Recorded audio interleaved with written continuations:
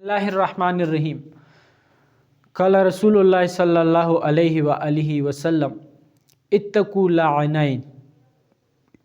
क़ालू व मल लाअनानिल्लज़ी या रसूलल्लाह। क़ाल यतख़ल्ला फ़ी तुरुक़िन्नास औ ज़िल्लिहिम। जनाब रसूलुल्लाह सल्लल्लाहु अलैहि व आलिहि वसल्लम का हदीस है कि दो चीज़ें ऐसी है जो इंसान को मलामत कराती है, उसको लानत के मुर्तकिब कर देती है। यानी जो दो बातें जिस शख्स में होगी वो मलऊन होगा, अल्लाह की तरफ से वो लान तान का यानी मुस्तहिक होगा। तो सहाबा किराम रिज़वानुल्लाहि अलैहिम अजमईन ने फरमाया कि वो दो चीज़ें क्या है जो मलामत और लान तान की वजह बनते हैं। तो जनाब रसूलुल्लाह सल्लल्लाहु अलैहि व आलिहि वसल्लम ने फरमाया कि यतख़ल्ला फ़ी तुरुक़िन्नास।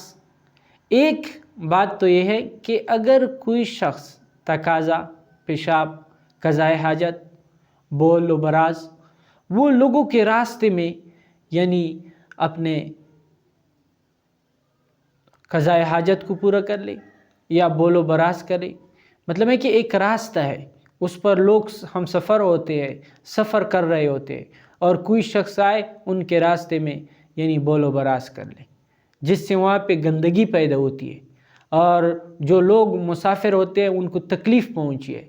तो एक आदत ये है कि इससे इंसान यानी मलऊन और मलामत का मुस्तहिक होता है।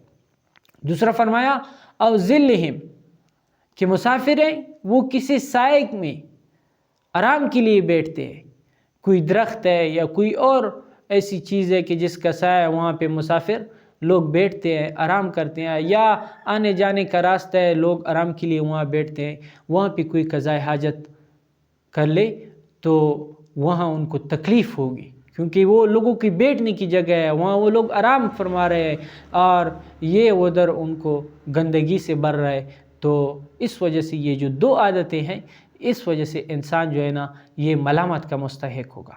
तो हमें चाहिए कि आज हम सोचें कि ये जो आदत है ये हमारे अंदर तो कहीं नहीं है, क्योंकि इस्लाम जो है, शरीयत जो है वो तो पाकी का दर्स देता है और ये जो दो आदतों की वजह से लोग मनून है ये इस वजह से है कि इन लोगों ने गंदगी को फैलाया, लोगों को तकलीफ़ पहुंचाई, लोगों को ईज़ा पहुंचाया, लोगों को मुशक्क़त में डाला।